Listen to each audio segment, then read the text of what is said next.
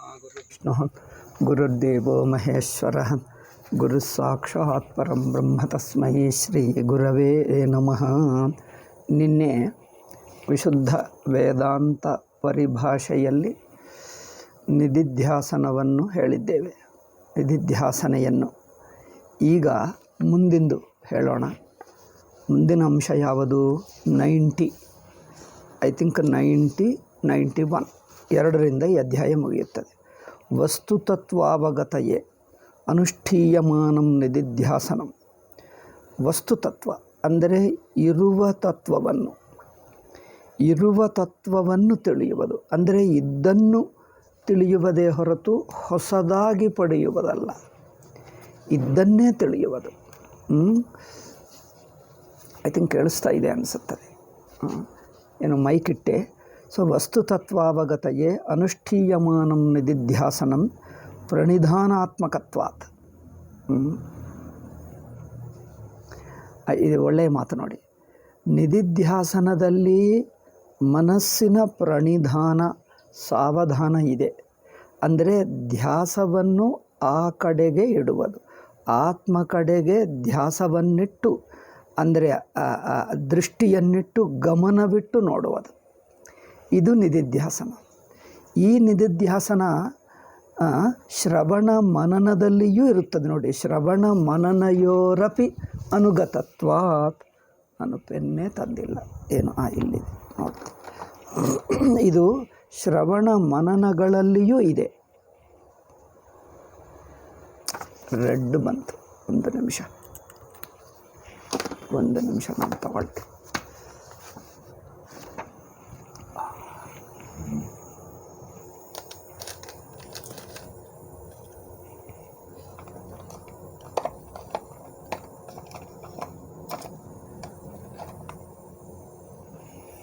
ಅಮ್ಮಯ್ಯ, ಈ ಪೆನ್ನುಗಳು ಬರೆಯುತ್ತವ ನೋಡೋಣ.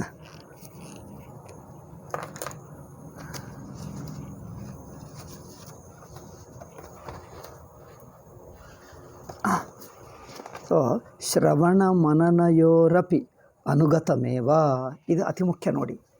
ಜನರೇನು ತಿಳ್ಕೊಳ್ತಾರೆ, ನಿಧಿಧ್ಯಾಸನ ಎಂಬುದು ಬಿಡಿಯಾಗಿದೆ. ಹೌದು, ಬಿಡಿಯೂ ಮಾಡಬಹುದು ಅಷ್ಟೇ. ಆದರೆ ಶ್ರವಣದಲ್ಲಿ ನಿಧಿಧ್ಯಾಸನವಿಲ್ಲ ಎಂದಲ್ಲ. ಅಂದರೆ ಶ್ರವಣ ಮಾಡುವಾಗ ನಿಧಿಧ್ಯಾಸನ ಅಂದರೆ ಆತ್ಮ ಮೇಲೆ ದೃಷ್ಟಿ ಇಡುವುದು ಇಡಬಾರದು ಎಂದಲ್ಲ.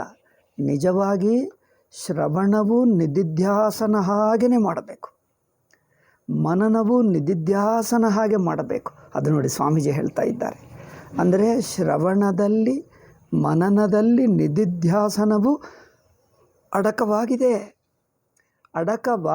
ಅಂದರೆ ಅಡಕವಾಗಿದ್ದ ಹಾಗೆ ಶ್ರವಣ ಮಾಡಬೇಕು.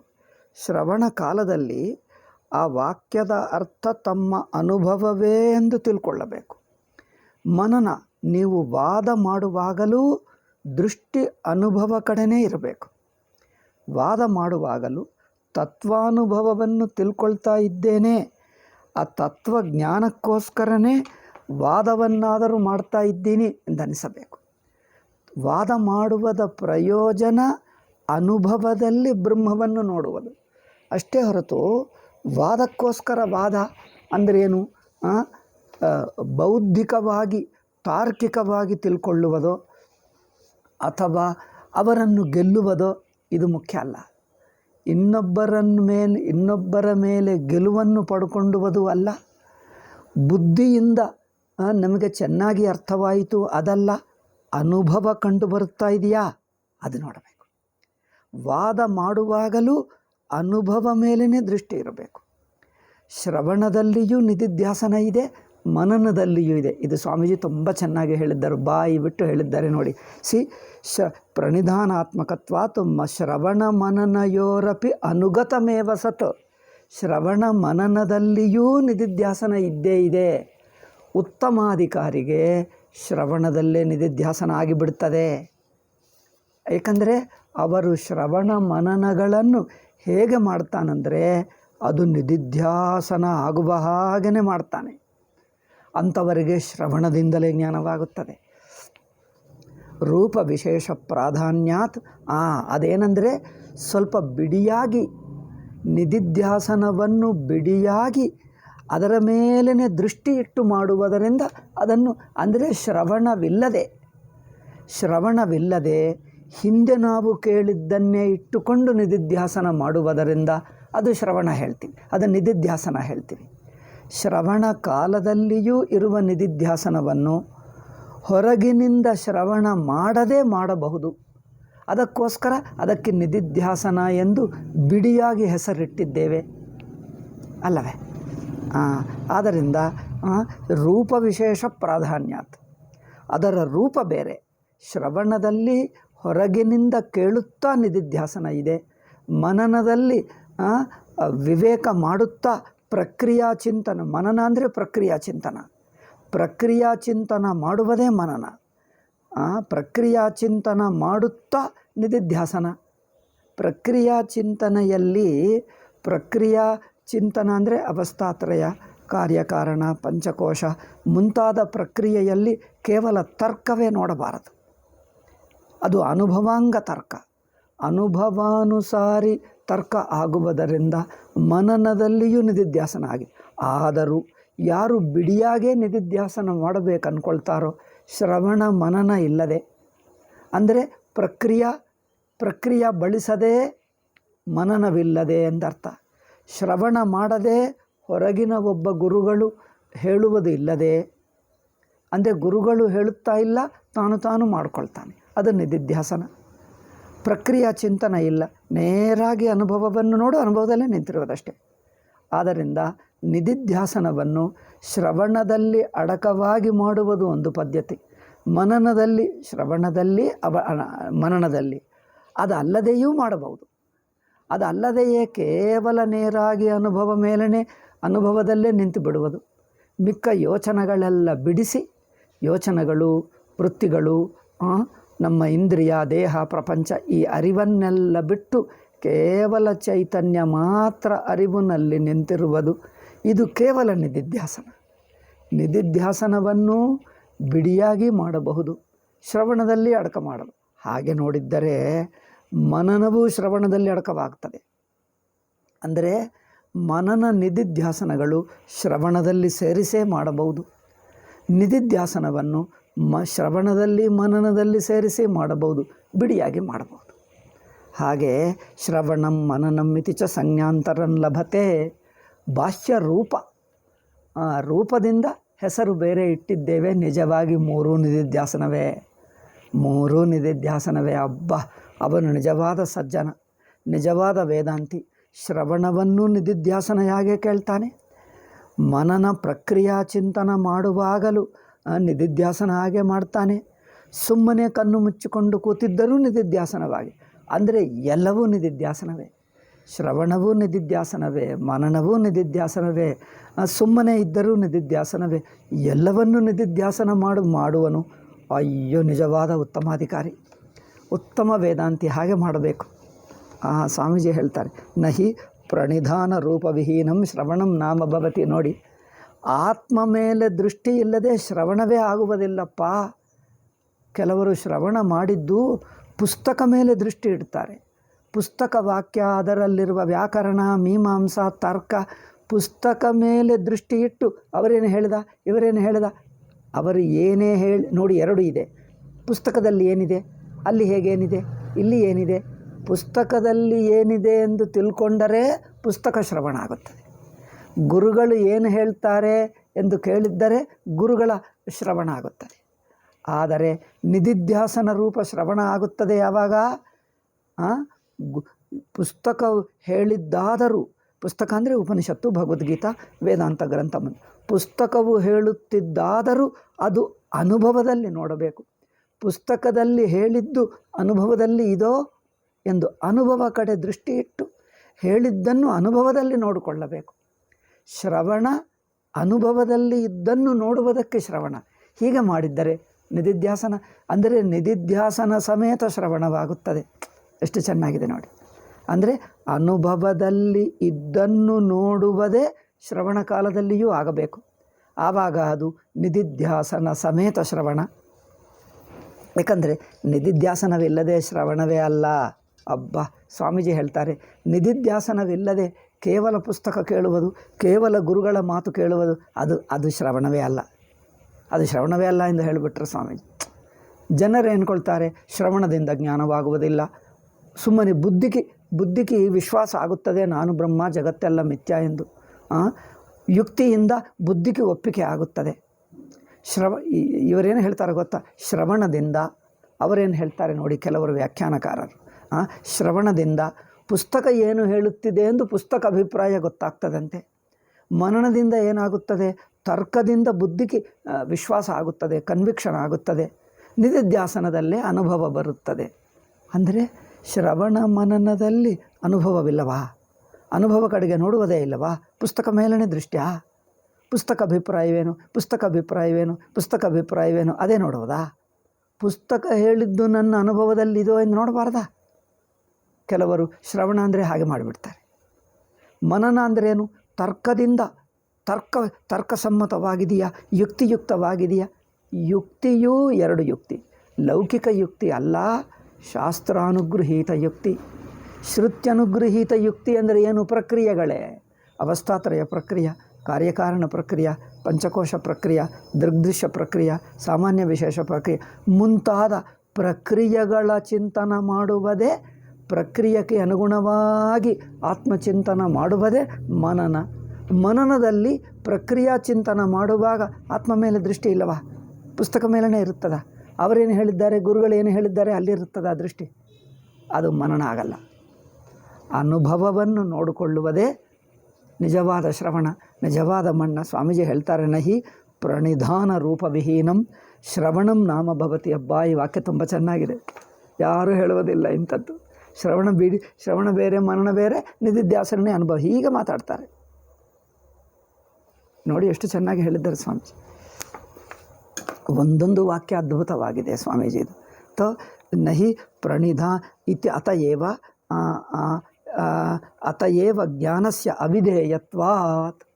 ಅದರಿಂದ ನೋಡಿ, ಶ್ರವಣಾದಿಗಳು ವಿಧಿ ಅಲ್ಲ. ಇದೊಂದು ಮಾತು. ಆತ್ಮಾವಾರೇ ದ್ರಷ್ಟವ್ಯ, ಶ್ರೋತವ್ಯ, ಮಂತವ್ಯ, ನಿಧಿಧ್ಯಾಸಿತವ್ಯ ಎಂದು ವಾಕ್ಯ ಇದೆ.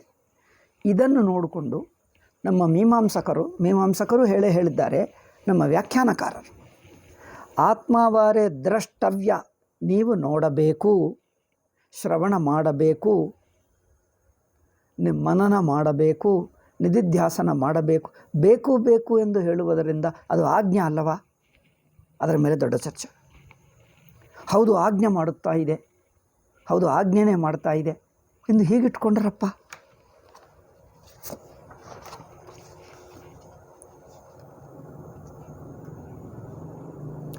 ಎಂದು ವಿಷಯ ಚೆನ್ನಾಗಿದೆ.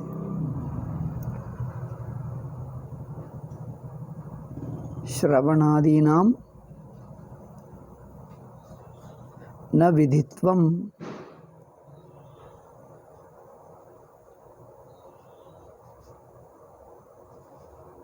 ಓಕೆ, ಅವರು ವ್ಯಾಖ್ಯಾನಕಾರರು ಏನು ಹೇಳಿದ್ದಾರೆಂದರೆ, ಶ್ರವಣ ಆತ್ಮ ದ್ರಷ್ಟವ್ಯ ಎಂದು ಒಂದು ವಿಧಿ ಅಂದರೆ ಆಜ್ಞೆ ಕೊಡ್ತಾ ಇದ್ದಾರೆ. ಶ್ರವಣ ಮಾಡಬೇಕು ಒಂದು ಆಜ್ಞೆ, ಮನನ ಮಾಡಬೇಕು ಆಜ್ಞೆ, ನಿಧಿಧ್ಯಾಸನ ಮಾಡಬೇಕು ಆಜ್ಞೆ. ಆಜ್ಞೆ ಅಂದರೆ ಏನು? ನಾನು ಕರ್ತ, ನಾನು ಮಾಡಬೇಕು ಎಂದು ಕರ್ತೃತ್ವ ಅಭಿಮಾನ ಇಟ್ಟುಕೊಂಡು ಶ್ರವಣ ಮಾಡಬೇಕಾ?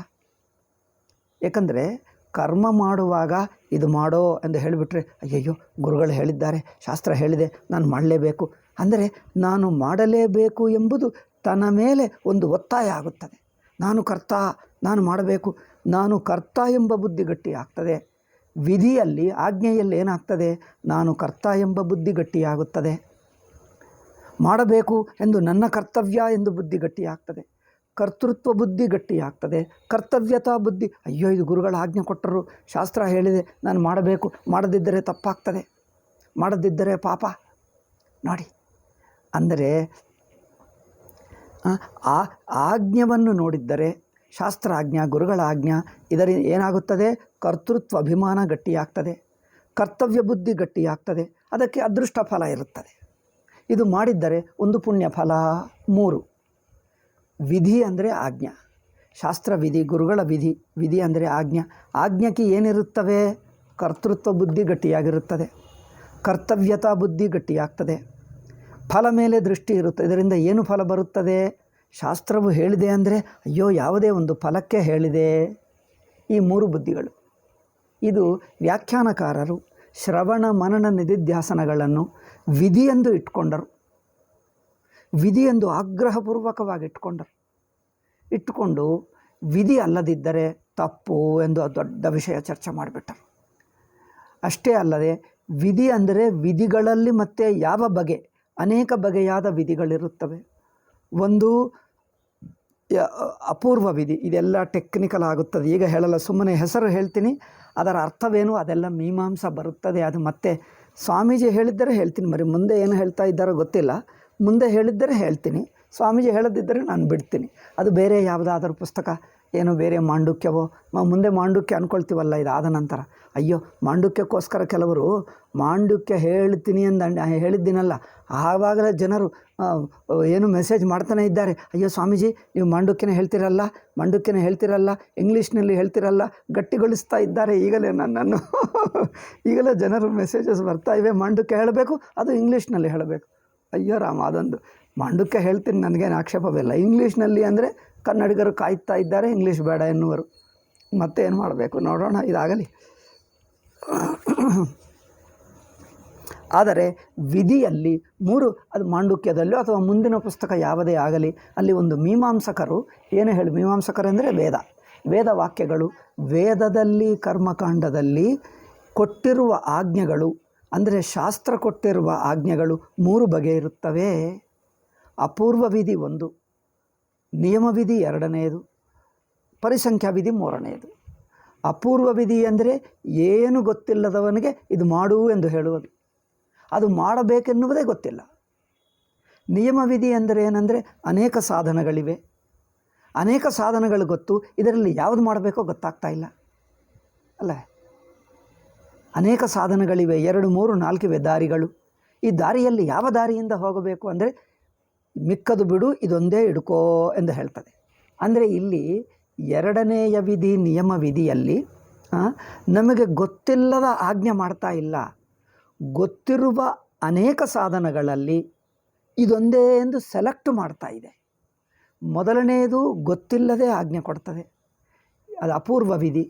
2ನೇಯ ವಿಧಿ ಗೊತ್ತಿರುವ ಅನೇಕ ದಾರಿಗಳಲ್ಲಿ ಒಂದಾನೊಂದು ದಾರಿ ಸೆಲೆಕ್ಟ್ ಮಾಡಿ ಈಗ ಇದೇ ಹಿಡ್ಕೋ ಎಂದು ಹೇಳಿಬಿಡ್ತದೆ. ಇದು ಸೆಲೆಕ್ಟ್ ವಿಧಿ, ಇದು ಸೆಲೆಕ್ಟ್ ಆಯ್ಕೆ ಮಾಡುವ ವಿಧಿ. ಒಂದೇನೋ ಪೂರ್ತಿ ಗೊತ್ತಿಲ್ಲದೆ ಹೇಳುವ ವಿಧಿ, 2ನೇದು ಆಯ್ಕೆ ಮಾಡುವ ವಿಧಿ. 3ನೇಯ ವಿಧಿ ಏನಂದರೆ ಬೇರೆದು ಏನು ಬೇಡಪ್ಪ, ಬೇಕಂದರೆ ಇದು ಮಾಡು, ಇಲ್ದಿದ್ದರೆ ಯಾವುದು ಬೇಡ, ಬೇಕಂದರೆ ಇದು ಮಾತ್ರ ಮಾಡು, ಮಿಕ್ಕದು ಮಾತ್ರ ಯಾವುದು ಬೇಡ. ಅಂದರೆ ಮಿಕ್ಕದು ಬೇಡ ಎನ್ನುವುದೇ ಪ್ರಧಾನ. ಇದು ಆಗ್ರಹ ಅಲ್ಲ, ಅಷ್ಟು ಬೇಕಂದರೆ ಇದು ಮಾತ್ರ ಮಾಡು, ಮಿಕ್ಕದು ಮಾತ್ರ ಬೇಡ. ಅಂದರೆ ಮಿಕ್ಕದು ಬೇಡ ಎನ್ನುವುದೇ ಹೆಚ್ಚು, ಇದು ಬೇಕಂದರೆ ಮಾಡು, ಇಲ್ಲದಿದ್ದರೆ ಬಿಡು, ಬೇಕಂದರೆ ಇಷ್ಟೇ ಮಾಡು, ಮಿಕ್ಕದು ಮಾತ್ರ ಅದು ಮಾತ್ರ ಬೇಡ.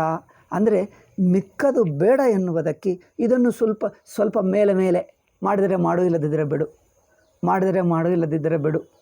ಅಂದರೆ ಮೇಲೆ ಆಜ್ಞೆ, ಮೇಲೆ ಆಜ್ಞೆ ಅಂದರೆ ಮಾಡಬಹುದು ಬಿಡಬಹುದು, ಬಟ್ ಇನ್ನೊಂದು ಮಾತ್ರ ಬೇಡ. ಅಷ್ಟು ಬೇಕಂದರೆ ನಾನು ಹೇಳಿದ್ದೆ ಮಾಡು, ಇನ್ನೊಂದು ಮಾಡಬೇಡ. ಅಂದರೆ ಇನ್ನೊಂದು ಮಾಡಬೇಡ ಹೇಳುವುದಕ್ಕೆ ಇದು ಬೇಕಾದರೆ ಮಾಡು ಎಂದು ಹೇಳಿಬಿಡ್ತದೆ. ಇದು 3 ಬಗೆಯ ವಿಧಿಗಳು. ಒಂದು ಏನು ಗೊತ್ತಿಲ್ಲದೆ ಕೊಡುವ ವಿಧಿ, ಅಪೂರ್ವ ವಿಧಿ. 2ನೇದು ನಿಯಮ ವಿಧಿ. 3ನೇದು ಪರಿಸಂಖ್ಯಾ ವಿಧಿ. ಇಲ್ಲಿ ಆತ್ಮ ಬಾರೆ ದ್ರಷ್ಟವ್ಯ, ಶ್ರೋತವ್ಯ, ಮಂತವ್ಯ, ನಿಧಿಧ್ಯಾಸಿತವ್ಯ. ಅಂದರೆ ಆತ್ಮನನ್ನು ನೋಡಬೇಕು, ಅದಕ್ಕೋಸ್ಕರ ಶ್ರವಣ ಮಾಡಬೇಕು, ಮನನ ಮಾಡಬೇಕು, ನಿಧಿಧ್ಯಾಸನ ಮಾಡಬೇಕು ಅಂದರೆ ಮಾಡು ಎಂದು ಆಜ್ಞೆ. ನಿನ್ನಿಂದ ಮಾಡಲ್ಪಡಬೇಕು ಅಂದರೆ ನೀನು ಮಾಡು ಎಂದು ಆಜ್ಞೆ.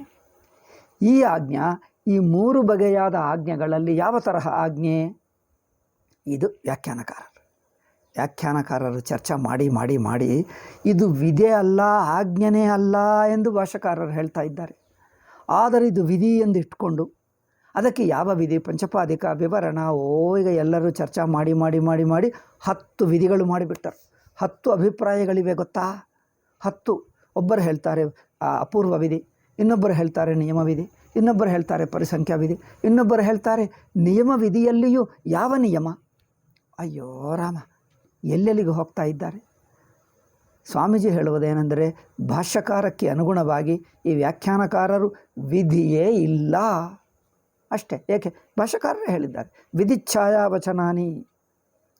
ಆತ್ಮಾವಾರೇ ಶ್ರೋತವ್ಯ ಎನ್ನುವುದು ವಿಧಿ ಹಾಗೆ ತೋರುತ್ತದೆ, ನೆರಳು ಅದು ವಸ್ತುವಲ್ಲ. ವಿಧಿ ಹಾಗೆ ವಾಕ್ಯಗಳು ತೋರುತ್ತವೆ, ಅಲ್ಲಿ ವಿಧೇ ಇಲ್ಲ, ಆಜ್ಞೆನೇ ಇಲ್ಲ. ಅಯ್ಯೋ, ಆಜ್ಞೆ ಇಲ್ಲವಾ? ಆಜ್ಞೆ ಇಲ್ಲದಿದ್ದರೆ ಏನದು ಮತ್ತೆ? ಬರೀ ನೀವು ಆತ್ಮನನ್ನು ನೋಡಬೇಕು, ನೀವು ಶ್ರವಣ ಮಾಡಬೇಕು ಎಂದು ಆಜ್ಞಾರೂಪವಾಗಿ ಆ ಮಾತು ತೋರುತ್ತಾ ಇದೆಲ್ಲ. ಬೇಕು ಬೇಕು ಅಂದರೆ ಏನು? ಆಜ್ಞೆ ಇದೆ ಅಲ್ಲವೇ? ನೀವು ಅದು ಮಾಡಬೇಕು, ಮಾಡಲೇಬೇಕು, ಅದೇನು ಮಾಡಬಾರದು, ಮಾಡಬೇಕು, ಆಜ್ಞೆ ಅಲ್ಲವ? ಬರೀ ಮಾತಿನಲ್ಲಿ ಆಜ್ಞೆ ಇದೆ. ಶಂಕರರು ಹೇಳ್ತಾರೆ, ಮಾತಿನಲ್ಲಿ ಆಜ್ಞೆ ಇದ್ದರೂ ಅದನ್ನು ಅರ್ಥ ಮಾಡಿಕೊಂಡರೆ ಅದರಲ್ಲಿ ಆಜ್ಞೆವಿಲ್ಲ. ಅದು ಏಕೆ ಅಂದರೆ ಆಜ್ಞೆ ಹೊಂದುವುದಿಲ್ಲ. ಅಂದರೆ ವ್ಯಾಖ್ಯಾನಕಾರರು ಹೇಳಿರುವ ಆಜ್ಞೆ ಎಂಬ ಮಾತೆ ಪಕ್ಕಕ್ಕೆ ಹಾಕಿಬಿಟ್ಟರು Swamiji. Whole thing is wrong. ಅವರು ತುಂಬ ಇಷ್ಟಿಷ್ಟು ಪೇಜುಗಳು ತುಂಬಿ ಚರ್ಚೆ ಮಾಡಿ ಏನೋ ಮಾಡಿಬಿಟ್ಟು. ಏಕೆ? ಆಜ್ಞೆಯಲ್ಲಿ ಏಕೆ ಕರ್ತೃತ್ವ ಬುದ್ಧಿ ಗಟ್ಟಿಯಾಗ್ತದೆ, ಕರ್ತವ್ಯತಾ ಬುದ್ಧಿ ಇರುತ್ತದೆ, ಕರ್ಮಫಲ ಇರುತ್ತದೆ. ಇಲ್ಲಿ ಆತ್ಮಶ್ರವಣ ಮಾಡು, ನಿಧಿಧ್ಯಾಸನ ಮಾಡು ಅಂದರೆ ಇಲ್ಲಿ ಕರ್ತೃತ್ವವನ್ನು ಗಟ್ಟಿಗೊಳಿಸ್ತಾ ಇಲ್ಲ. ಸುಮ್ಮನೆ ನಿಮ್ಮ ದೃಷ್ಟಿ ಆತ್ಮ ಕಡೆಗೆ ತಿರುಗಿಸು ಅಷ್ಟೇ. ಆತ್ಮ ಕಡೆ ಇದ್ದೇ ಇದೆ ನನಪ್ಪ. ಆತ್ಮ ಮೇಲೆ ಅರಿವಿಲ್ಲದವರು ಯಾರೂ ಇಲ್ಲ. ಆತ್ಮದ ಅರಿವಿಲ್ಲವ? ಆತ್ಮದ ಅರಿವು ಇದೆ, ಅನಾತ್ಮ ಕಡೆಯೂ ದೃಷ್ಟಿ ಇದೆ. ನಮಗೆ ನಮ್ಮ ಅರಿವಿನಲ್ಲಿ ಆತ್ಮ ಇದೆ, ಅನಾತ್ಮ ಇದೆ, ಎರಡೂ ಇವೆ. ನಮ್ಮ ಅರಿವಿನಲ್ಲಿ ಏನೇನಿವೆ? ಆತ್ಮ ಇದೆ, ಅನಾತ್ಮ ಇದೆ. ನಾವು ನೋಡಿ, ಪುಸ್ತಕ ನೋಡುತ್ತಿರುವಾಗ ನಾನಿದ್ದೇನೆ ಎಂದು ಅರಿವಿದೆಯಾ ಇಲ್ಲವಾ? ಇದೆ. ಅನಾತ್ಮ ಅರಿವಿದೆ, ಆತ್ಮ ಅರಿವಿದೆ. ಎರಡು ಅರಿವುಗಳು ಮಿಶ್ರಮವಾಗಿವೆ. ಅದರಿಂದ ಈ ಆತ್ಮಾವಾರೇ ದ್ರಷ್ಟವ್ಯ, ಶ್ರೋತವ್ಯ, ಮಂತವ್ಯ, ದರ್ಶನ ಮಾಡಬೇಕು, ಶ್ರವಣ ಮಾಡಬೇಕು ಅಂದರೆ ಏನು ಹೇಳ್ತಾ ಇದೆ? ಆತ್ಮದ ಅರಿವು ಇಟ್ಟುಕೊಂಡು ಅನಾತ್ಮದ ಅರಿವು ಬಿಡು. ನೀವು ಅನಾತ್ಮ ಕಡೆಗೆ ಬಿಡಬೇಡಪ್ಪ, ಆತ್ಮ ಕಡೆಗೆ ತಿರುಗು. ಆತ್ಮದ ಅರಿವು ಇದ್ದೇ ಇದೆಯಲ್ವ? ಇದೆ. ಅದನ್ನೇ ಹೇಳ್ತಾ ಇದ್ದಾರೆ, ಅನಾತ್ಮ ಮಾತ್ರ ಬಿಡು ಸಾಕು. ಅನಾತ್ಮ ಕಡೆಗೆ ದೃಷ್ಟಿ ಇಡಬೇಡ. ನಿಮ್ಮಲ್ಲಿ ಆತ್ಮ ಅನಾತ್ಮ ಎರಡರ ಅರಿವಿದೆ, ಆ ಆತ್ಮ ಕಡೆನೇ ನಿಂತಿರು, ಅನಾತ್ಮ ಬಿಟ್ಬಿಡು. ಇದರಲ್ಲಿ ನಮಗೆ ಅಂದರೆ ಆತ್ಮದ ಅರಿವು ಹೊಸದಾಗಿ ಬರಬೇಕಾ? ಆತ್ಮದ ಅರಿವು ಹೊಸದಾಗಿ ಬರಬೇಕಾ? ಆತ್ಮದ ಅರಿವು ಇದ್ದೇ ಇದೆ. ಆತ್ಮ ಅರಿವು ಇಲ್ಲದಿದ್ದರೆ ಯಾರಿದ್ದಾರೆ ನೋಡಿ? ಎಚ್ಚರ ಅರಿವಿದೆ. ಏನಪ್ಪ, ನೀವು ಎಚ್ಚರ ಅರಿವಿನಲ್ಲಿರು ಅಂದರೆ ಎಚ್ಚರ ಅರಿವು ಇಲ್ಲದೆ ಯಾರಿದ್ದಾರೆ? ಆತ್ಮ ಅರಿವು ಅಂದರೆ ಎಚ್ಚರ ಅರಿವು. ಉದಾಹರಣೆ ಇಟ್ಕೊಳ್ಳೋಣ. ಎಚ್ಚರ ಅರಿವಿನಲ್ಲಿರಪ್ಪ. ನಾನು ಹೇಳ್ತೀನಿ ನೋಡಿ, ಎಚ್ಚರ ಅರಿವು ಅಂದರೆ ಏನಿದೆ? ಎಚ್ಚರ ಅರಿವು ಇದೆ, ಅರಿವಿನಲ್ಲಿ ಪದಾರ್ಥಗಳು ಇವೆ ಅಲ್ಲವೇ? ಎಚ್ಚರ ಅರಿವು ಇದೆ, ಅರಿವಿನಲ್ಲಿ ಪದಾರ್ಥಗಳಿವೆ. ಶಾಸ್ತ್ರ ಏನು ಆಜ್ಞೆ ಮಾಡ್ತಾ ಇದೆ? ಎಚ್ಚರ ಅರಿವಿಟ್ಕೋ, ಆ ಪದಾರ್ಥಗಳ ಮೇಲೆ ದೃಷ್ಟಿಗೆ ಹಾಕಬೇಡ. ಪದಾರ್ಥಗಳೆಲ್ಲ ಎಚ್ಚರ ಅರಿವಿನಲ್ಲೇ ಮುಳುಗಿವೆ. ಎಚ್ಚರ ಅರಿವಿನಲ್ಲಿ ತೋರುವ ಪದಾರ್ಥಗಳ ಮೇಲೆ ಬಿಡಿಯಾಗಿ ಅಟೆನ್ಷನ್ ಕೊಡಬೇಡ, ಧ್ಯಾಸ ಕೊಡಬೇಡ. ಆ ತೋರುವ ತೋರಿಕೆಗಳೆಲ್ಲ ಎಚ್ಚರ ಅರಿವಿನಲ್ಲಿವೆ. ಆ ಎಚ್ಚರ ಅರಿವಿನಲ್ಲೇ ನಿಂತಿರು. ಎಚ್ಚರ ಅರಿವು ಮೇಲೇ ಅಟೆನ್ಷನ್ ಇಡು, ಅನಾತ್ಮ ಬಿಡು. ಅಂದರೆ ಎಚ್ಚರ ಅರಿವಿನಲ್ಲಿರುವಂಥ ಡೀಟೇಲ್ ಪದಾರ್ಥಗಳ ಮೇಲಿಂದ ದೃಷ್ಟಿ ಬಿಟ್ಟು ಅರಿವು ಮೇಲೇ ಇರು ಅಷ್ಟೆ. ಅಂದರೆ ಅರಿವು ಮೊದಲೇ ಇದೆ ಅಲ್ಲವೇ? ಹೌದು, ಮೊದಲೇ ಇದೆ. ಮೊದಲೇ ಇದ್ದನ್ನು ಆಗಾಗ ಸ್ವಲ್ಪ ಅನಾತ್ಮ ಕಡೆಗೆ ಹೋಗ್ತಾ ಇದೆಯಲ್ಲ, ಅದು ಬಿಡು ಎಂದು ಹೇಳ್ತಾ ಇದೆ ಅಷ್ಟೇ. ಇದರಲ್ಲಿ ಸುಮ್ಮನೆ ನಿಮ್ಮ ಅಟೆನ್ಷನ್ ಎಲ್ಲಿಡಬೇಕು ಹೇಳ್ತಾ ಇದೆ. ಇಲ್ಲಿ ನಿಮ್ಮ ಕರ್ತೃತ್ವ ವಿಮಾನ ಗಟ್ಟಿಗೊಳಿಸ್ತಾ ಇಲ್ಲ ಅಲ್ಲವೇ? ನಾನು ಕರ್ತವ್ಯ ಮಾಡಬೇಕು ಅಂದರೆ ಏನು ಮಾಡಬೇಕಪ್ಪ? ಅಯ್ಯೋ ಮಾಡಬೇಕಂತೆ, ಅಯ್ಯೋ ಗುರುಗಳು ಹೇಳಿದ್ದನ್ನು ಮಾಡಬೇಕೇನೋ ಅರಿವಿದ್ದೇ ಇದೆ. ಹೊಸದೇನು ಮಾಡಬೇಕು? ಅರಿವಿದ್ದೇ ಇದೆ ಅಲ್ಲವೇ? ಅರಿವಿನಲ್ಲೇ ಇದ್ದೀವಿ. ಅನಾತ್ಮ ಕಡೆಗೆ ದೃಷ್ಟಿ ಇಡ್ತಾ ಇದ್ದೀವಿ. ಅದು ಬಿಟ್ಟು ಅಂದರೆ ಆತ್ಮ ಕಡೆ ದೃಷ್ಟಿಯಲ್ಲಿ ನಿಂತಿರು, ಅನಾತ್ಮ ಬಿಟ್ಟುಬಿಡು ಅಷ್ಟೇ. ಆದ್ದರಿಂದ ಸುಮ್ಮನೆ ಇದು ಸೂಚನೆಯೇ ಹೊರತು, ಇದು ಸಜೆಷನ್. ಇಂಗ್ಲೀಷ್ನಲ್ಲಿ ಹೇಳ್ತೀವಲ್ಲ, ಇದು ಸಜೆಷನೇ ಹೊರತು ಸೂಚನೆಯೇ ಹೊರತು ಆಜ್ಞೆ ಅಲ್ಲ. ಆಜ್ಞೆಗೆ ನಿಮ್ಮ ಕರ್ತೃತ್ವ ಅಭಿಮಾನವಿಲ್ಲ, ಕರ್ತವ್ಯತಾ ಬುದ್ಧಿ ಇಲ್ಲ, ಇದರಿಂದ ಕರ್ಮ ಫಲವೂ ಇಲ್ಲ. ಏಕೆ? ದೃಷ್ಟಿ ಇಲ್ಲಿಟ್ಟರೆ ಅದೇ ಫಲ. ದೃಷ್ಟಿ ಅರಿವಿನ ಕಡೆಗೆ, ಅರಿವಿನಲ್ಲಿ ಮೊದಲೇ ಇದೆ ದೃಷ್ಟಿ, ಮೊದಲೇ ಇರುವ ದೃಷ್ಟಿ ಹಾಗೇ ಇರಲಿ.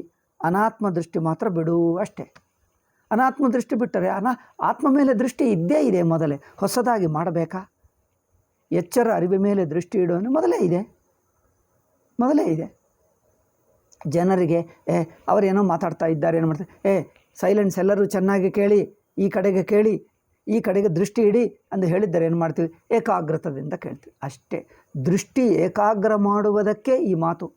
ಆತ್ಮಾವಾರೇ ಶ್ರೋತವ್ಯ ಮಂತವ್ಯ ಅಂದರೆ ಆತ್ಮ ಮೇಲೆ ದೃಷ್ಟಿ ಇಡು, ದೃಷ್ಟಿಯನ್ನು ಏಕಾಗ್ರ ಮಾಡು, ಬೇರೆ ಏನು ಚಿಂತನೆ ಮಾಡಬೇಡ, ಆತ್ಮ ಮೇಲೇ ದೃಷ್ಟಿ ಇಡು ಎಂದು ಹೇಳ್ತಾ ಇದೆ. ಆತ್ಮ ಮೇಲೆ ದೃಷ್ಟಿ ಇಡುವ ಸೂಚನ, ಸಜೆಷನೇ ಹೊರತು ಇಲ್ಲೇನು ಆಜ್ಞೆ ಇಲ್ಲ, ಕರ್ತವ್ಯತಾ ಬುದ್ಧಿ ಇಲ್ಲ. ಅಯ್ಯೋ ನಾನು ಮಾಡಬೇಕು, ಆತ್ಮ ಕಡೆಗೆ ದೃಷ್ಟಿ ಇಡು ಎಂದು ಹೇಳಿದ ತಕ್ಷಣವೇ ದೃಷ್ಟಿ ಬಂತು, ಆಯ್ತಲ್ಲ. ಅಲ್ಲಿ ಕರ್ತೃತ್ವ ಅಭಿಮಾನವಿಲ್ಲ, ಕರ್ತವ್ಯತಾ ಇಲ್ಲ, ಏನೋ ಕರ್ಮಫಲ ಬರುವುದೂ ಇಲ್ಲ. ಆದ್ದರಿಂದ ಭಾಷ್ಯಕಾರರು ಹೇಳಿದ್ದಾರೆ, ಸಚ್ಚಿದಾನಂದ ಸ್ವಾಮೀಜಿ ಅದೇ ಹೇಳ್ತಾ ಇದ್ದಾರೆ. ಆತ್ಮಾವಾರೇ ಶ್ರೋತವ್ಯ ಮಂತವ್ಯ ನಿಧಿಧ್ಯಾಸಿತವ್ಯ 3 ಆಜ್ಞೆಗಳಲ್ಲ, ಸುಮ್ಮನೆ ಸೂಚನ. ದೃಷ್ಟಿ ಯಾವ ಕಡೆಗೆ ತಿರುಗಿಸಬೇಕೆಂಬ ಸೂಚನ. ಅದರಲ್ಲಿ ಅರ್ಧ ದೃಷ್ಟಿ ಇದ್ದೇ ಇದೆ. ಆತ್ಮ ಸಮೇತವೇ ನಮ್ಮ ದೃಷ್ಟಿ. ಸಮೇತ ಅಂದರೆ ಅರಿವು. ನಮಗೆ ಆತ್ಮದ ಅರಿವಿದೆ, ಅದರಲ್ಲಿ ಸ್ವಲ್ಪ ಅನಾತ್ಮನೂ ಸೇರಿಕೊಂಡಿದೆ. ದೇಹ, ಇಂದ್ರಿಯ, ಮನಸ್ಸುಗಳು, ಪ್ರಪಂಚವೂ ಇದೆ ಅಲ್ಲವೇ? ನಮ್ಮ ಎಚ್ಚರ ಅರಿವಿನಲ್ಲಿ ದೇಹದ ಅರಿವಿದೆ, ಇಂದ್ರಿಯಗಳ ಅರಿವಿದೆ, ಮನಸ್ಸು ಇದೆ, ನಾನೆಂಬ ಬುದ್ಧಿ ಇದೆ, ಎಚ್ಚರ ಪ್ರಪಂಚ ಇದೆ. ಈ 4 ಇವೆ. ಈ 4 ಎಚ್ಚರ ಅರಿವಿನಲ್ಲಿವೆ. ಎಚ್ಚರ ಅರಿವಿದೆ ಇಲ್ಲ? ಎಚ್ಚರ ಅರಿವೇ ಆತ್ಮ. ಅರಿವು ಇದೆ, ಅರಿವಿನಲ್ಲಿ ಇನ್ನೊಂದು ಅನಾತ್ಮ ಇದೆ. ಅನಾತ್ಮ ಅಂದರೆ ಏನು? ಅರಿವಿನಲ್ಲಿ ತೋರುವುದು ಅನಾತ್ಮ, ಅರಿವು ಆತ್ಮ. ಅನಾತ್ಮ ಅಂದರೆ ಏನು? ಅರಿವು ಆತ್ಮ, ಅರಿವಿಗೆ ತೋರುವುದು ಅನಾತ್ಮ. ಅರಿವಿನಲ್ಲಿ ತೋರುವುದು, ಅರಿವಿಗೆ ತೋರುವುದು ಅನಾತ್ಮ. ಅಂದರೆ ನಮ್ಮದು ಆತ್ಮ ಅನಾತ್ಮ 2 ಸೇರಿಸಿಕೊಂಡಿರುವ ಅರಿವಿದೆ. ಅರಿವಾಗಿದೆ, ಆತ್ಮನನ್ನು ಅನಾತ್ಮ ಕಡೆಗೆ ಅನಾತ್ಮನನ್ನು ತಿಳಿಯುತ್ತಾ ಅರಿವಿದೆ, ಬಟ್ ಅನಾತ್ಮನನ್ನು ತಿಳಿಯುತ್ತಾ ಇದೆ. ಅಂದರೆ ಆತ್ಮ ಮೇಲೆ ಅರಿವಿದೆ, ಅನಾತ್ಮ ಮೇಲೆ ಅರಿವಿದೆ. ಅರಿವು 2 ಕಡೆ ಇದೆ. ಶಾಸ್ತ್ರ ಹೇಳ್ತದೆ, ಅನಾತ್ಮ ಬಿಡಪ್ಪ, ಆತ್ಮ ಮಾತ್ರ ಸಾಕು ಹೇಳ್ತಾ ಇದೆ. ಒಬ್ಬನು ಮಾಡುತ್ತಾ ಇದ್ದಾನೆ, ಏನಪ್ಪ ಮತ್ತೆ ಇನ್ನೇನಾದರೂ ಮಾಡಬೇಕಾ, ಅಯ್ಯೋ ಅದು ಮಾಡಬೇಕಾ ಎದ್ದು ನಿಂತಿದ್ದ. ಅವ್ರು ಹೇಳ್ತಾನೆ, ನೀವು ಸುಮ್ಮನೆ ಕೂತ್ಕೋ. ಗುರುಗಳೇ ಹೇಳಿ ಏನಾದರೆ ಅಂದರೆ, ಅವನು ಒಂದು ಬಂದು ಕೂತಿದ್ದಾನೆ, ಉದಾಹರಣೆ ಹೇಳ್ತಾನೆ. ಬಂದು ಕೂತಿದ್ದಾನೆ, ಅಯ್ಯೋ ಮತ್ತೆ ಕೇಳ್ತಾನೆ, ಗುರುಗಳೇ ನಾನು ಕುಳಿತಿರಬಹುದಾ ಅಥವಾ ನಿಂತಿರಬೇಕಾ? ಅಲ್ಲ, ನೀವು ಕುಳಿತಿದ್ದೀಯಲ್ಲ ಹಾಗೇ ಇರು, ಅದೇ ಸರಿಯಾಗಿದೆ ಎಂದು ಆಜ್ಞೆ ಕೊಟ್ಟರೆ ಈ ಆಜ್ಞೆಗೆ ಏನು ಮಾಡ್ತೀರಿ? ಅವ್ರು ಬಂದು ಕೂತಿದ್ದ, ಅವನು ಹೇಳ್ತಾರೆ, ಅಯ್ಯೋ ನಾನು ಕುಳಿತು ಬಿಟ್ಟೆ, ನಾನು ಕುಳಿತಿರಲ್ಲ ನಿಂತಿರಲ್ಲ ಗುರುಗಳೇ ಎಂದು ಕೇಳಿದಾಗ ಇವರೇನು ಹೇಳ್ತಾನೆ, ನೀವು ಯಾವುದು ಕುಳಿತಿದ್ದೀಯೋ ಅದೇ ಇರು ಎಂದು ಹೇಳಿದ. ಇಲ್ಲಿ ಆಜ್ಞೆ ಏನಿದೆ ಹೇಳು? ಏನಾದರೂ ಮಾಡಬೇಕಾ? ಅಯ್ಯೋ ಗುರುಗಳೇನೋ ಹೇಳಿದ್ದಾರೆ ನಾನು ಮಾಡಬೇಕು. ಏನು ಮಾಡ್ತೀಯಪ್ಪ, ಕುಳಿತಿದ್ದೀಯ? ಅದೇ ಹೇಳ್ತಾ ಇದ್ದಾರೆ ಅದೇ ಹೇಳ್ತಾ ಇದ್ದಾನೆ. ನೀವು ಕುಳಿತಿದ್ದಿ, ಇನ್ನೇನು ನಿಂತುಕೊಂಡು ಬೇರೆ ಎಲ್ಲಿಯಾದರೂ ಹೋಗೋದಾ? ಯೋಚನೆ ಮಾಡಬೇಡ, ನೀವು ಕುಳಿತಿದ್ದೀಯಲ್ಲ ಇಲ್ಲೇ ಕುಳಿತುಕೊಂಡು ಕೇಳು, ನಂತರ ಮಿಕ್ಕ ಕೆಲಸ ನಂತರ ಮಾಡೋಣ, ಮೊದಲಿದು ಕೇಳು. ಹಾಗೆ ಆತ್ಮ ಮೇಲೆ ಅರಿವು ಇದ್ದೇ ಇದೆ, ಎಚ್ಚರ ಅರಿವು ಇದ್ದೇ ಇದೆ. ಅದರಲ್ಲಿ ಸ್ವಲ್ಪ ಅನಾತ್ಮ ಸೇರಿಸ್ಕೊಂಡ. ಆತ್ಮ ಅನಾತ್ಮ 2 ಮಿಕ್ಸ್ ಆಗಿ ಅಧ್ಯಾಸ ಅಂದರೆ ಅದೇ. ಆತ್ಮ ಅನಾತ್ಮಗಳ ಮಿಕ್ಸ್ ಆಗಿರುವ ಅರಿವಿದೆಲ್ಲ ಅದೇ ಅಧ್ಯಾಸ. ಈಗೇನು ಮಾಡ್ತೀವಿ? ಆತ್ಮದ ಅರಿವೇ ಇಟ್ಕೋ, ಅನಾತ್ಮವನ್ನು ಬಿಟ್ಟು ಬಿಡು, ಇಷ್ಟೇ ಹೇಳ್ತಾ ಇದೆ. ಇದು ಸೂಚನೆ. ನಿಮ್ಮ ಅರಿವು ಎಲ್ಲಿದೆಯೋ ಅಲ್ಲೇ ಇರಲಿ, ಅನಾತ್ಮ ಬಿಡು, ಇಷ್ಟೇ ಹೇಳ್ತಾ ಇದೆ ಹೊರತು ನಿಮ್ಮಲ್ಲಿ ಇಲ್ಲದ ಅರಿವನ್ನು ಮಾಡ್ಕೋ ಹೇಳ್ತಾ ಇದೆಯಾ? ಇಲ್ಲದ ಅರಿವನ್ನು ಮಾಡ್ಕೋ ಹೇಳ್ತಾ ಇಲ್ಲ. ಇರುವ ಅರಿವಿನಲ್ಲೇ ಇದ್ದು ಬಿಡು, ಇನ್ನೊಂದು ಕಡೆ ಹೋಗಬೇಡ. ನೀವು ಕುಳಿತಿದ್ದೀಯಲ್ಲ ಹಾಗೇ ಕುಳಿತು ಬಿಡು, ಕುಳಿತೇ ಇರು, ಮತ್ತೆ ಹೇಳಬೇಡ ಅಷ್ಟೇ. ಅವ್ರು ಕುಳಿತಿದ್ದಾನೆ ಮತ್ತು ಏಳುವಕ್ಕೆ ಹೋಗ್ತಾ ಇದ್ದಾನೆ, ಒಂದು ಕಾಲಿಟ್ಟ ಕೆಳಗೆ. ಅವ್ರು ಹೇಳ್ತಾರೆ, ಬೇಡ ಅಲ್ಲೇ ಕುಳಿತಿರು, ಹೇಳಬೇಡ. ಹಾಗೆ ಅನಾತ್ಮ ಕಡೆಗೆ ದೃಷ್ಟಿ ಬೇಡ, ಅರಿವಿನ ಕಡೆಗೆ ಇದೆ ನೋಡಿ, ಅಲ್ಲೇ ಇರು ಅಷ್ಟೇ. ಇದರಲ್ಲಿ ಆಜ್ಞೆ ಏನಿದೆ? ಕರ್ತೃತ್ವ ಅಭಿಮಾನ ಗಟ್ಟಿಗೊಳಿಸುವುದಿದೆಯಾ? ಕರ್ತವ್ಯತಾ ಬುದ್ಧಿ ಇದೆಯಾ? ಕರ್ಮ ಫಲವಿದೆಯಾ? మరి ಏಕೆ ವಿಧಿ ಎಂದು ವ್ಯಾಖ್ಯಾನಕಾರರು ವಿಧಿ ನಿಮಗೆ ಅರ್ಥವಾಗ್ತಾ ಇದೆಯೋ ಅಲ್ಲವೋ? ಯಾಕಂದರೆ ನೀವು ವ್ಯಾಖ್ಯಾನಕಾರರನ್ನು ಓದಿದ್ದರೆ ಅದರಲ್ಲಿರುವ ತಲೆನೋವೇನೋ ಗೊತ್ತಾಗ್ತದೆ. ಅವ್ರು ಏನು ಹೇಳ್ತಾರೆ, ವಿಧಿ ವಿಧಿ ವಿಧಿ ದಪ್ಪ ದಪ್ಪ ಪೇಜ್ಗಳು ತುಂಬಿಸಿದ್ದಾರೆ. ಅಪ್ಪ, ಎಲ್ಲರೂ ಎಲ್ಲ ಪುಸ್ತಕಗಳಲ್ಲಿ ವಿಧಿ ವಿಧಿ. ಬ್ರಹ್ಮಸೂತ್ರಕ್ಕೆ ಹೋಗು, ಯಾರು ಪಂಚಪಾದಿಕ ವಿಧಿ ಕುರಿತು ಪೇಜ್ ತುಂಬುತ್ತಾರೆ, ವಿವರಣ ತುಂಬುತ್ತಾರೆ. ಮಿಕ್ಕ ಎಲ್ಲರೂ ಅಷ್ಟೇ ವಿದ್ಯಾರಣ್ಯ ತುಂಬುತ್ತಾರೆ. ಎಲ್ಲರೂ ವಿಧಿ ವಿಧಿ ವಿಧಿ ಎಂದು ವಿಧಿ ಮೇಲೆ ವಿದ್ಯಾರಣ್ಯರದ್ದು ಇನ್ನೂ ದೊಡ್ಡ ಚರ್ಚೆ. ಬಾಬಾ, ಒಂದು 10 ಪೇಜ್ಗಳ ಚರ್ಚೆ, 10 ಪೇಜ್ಗಳ ಚರ್ಚೆ. ವಿಧಿ ಕೊನೆಗೂ ಇದೆ ಎಂದೇ ಹೇಳ್ತಾನೆ. ಅಂದರೆ ಅವರು ಹೇಳಿದ್ದು ಪಂಚದಶಿಯಲ್ಲಿ ಅಲ್ಲ, ವಿದ್ಯಾರಣ್ಯರು ಹೇಳಿದ್ದು ಪಂಚದಶಿಯಲ್ಲಿ ವಿಧಿ ಚರ್ಚೆ ಇಲ್ಲ. ಎಲ್ಲಿದೆ? ವಿವರಣ ಪ್ರಮೇಯ ಸಂಗ್ರಹ, ವಿವರಣದ ವಿಷಯಗಳ ಸಾರ ಎಂದು ಪುಸ್ತಕ ಬರೆದರು ಸಂಸ್ಕೃತದಲ್ಲಿ, ಅಲ್ಲಿದೆ ಪಂಚಪಾದಿಕ ವಿವರಣ. ಅಲ್ಲಿ ವಿಧಿ ವಿಧಿ ವಿಧಿ ವಿಧಿ ಹೊಂದುವುದಿಲ್ಲಪ್ಪ. ಏಕೆ ಆಗ್ರಹ? ಏಕೆಂದರೆ ಮೀಮಾಂಸಕ ಬುದ್ಧಿ, ಕರ್ಮಕಾಂಡ ಬುದ್ಧಿ ಹೆಚ್ಚಿಟ್ಟುಕೊಳ್ಳುವುದರಿಂದ ಈ ಪ್ರಶ್ನೆ ಬರ್ತಾ ಇದೆ. ಆಯಿತಾ? ಈಗ ವಿಧಿ ನೋಡಿ, ಈಗ ನಾನು ನೇರಾಗೆ ಹೇಳ್ತಾ ಇದ್ದೀನಿ, ನಾನು ಇಷ್ಟೊತ್ತು ಹೇಳಿದ್ದೀನಿ. ವಿಧಿ ಎನ್ನುವುದು ನಿಜವಾಗಿ ಬೇಕಾ? ವಿಧಿ ಎಲ್ಲಿ ಬೇಕು? ಅರಿವಿನಲ್ಲಿ ಆತ್ಮ ಇಲ್ಲದಿದ್ದರೆ ಅರಿವಿಗೆ ತರಬೇಕು, ಆವಾಗ ವಿಧಿ ಆಗ್ತದೆ. ಆ ಅರಿವೇ ಇದೆ, ಅರಿವಿನಲ್ಲೇ ಇದ್ದೀವಿ ಅಲ್ಲವೇ? ನೀವು ಎಚ್ಚರ ಅರಿವಿನಲ್ಲಿರು, ಎಚ್ಚರ ಅರಿವಾಗಿರು ಇರು. ಉದಾಹರಣೆ ಹೇಳ್ತಾ ಇದ್ದೆ, ಲೌಕಿಕ ಉದಾಹರಣೆ. ಎಚ್ಚರ ಅರಿವಾಗಿ ಇರು, ಅರಿವಿನಲ್ಲಿರುವ ವಸ್ತುಗಳ ಮೇಲೆ ಅಷ್ಟು ದೃಷ್ಟಿ ಕೊಡಬೇಡ. ಎಚ್ಚರ ಅರಿವಿನಲ್ಲಿ ತೋರುವ ವಸ್ತುಗಳ ಮೇಲೆ ಹೆಚ್ಚು ದೃಷ್ಟಿ ಧ್ಯಾಸ ಕೊಡಬೇಡ, ಎಚ್ಚರ ಅರಿವೇ ಆಗಿರು ಎಂದು ಹೇಳಿದ. ಇದರಲ್ಲಿ ನೀವು ಹೊಸದೇನಾಗ್ತಾ ಇದೆ? ಆಜ್ಞೆ ಅಂದರೆ ಏನು ಮಾಡ್ತೀರಿ?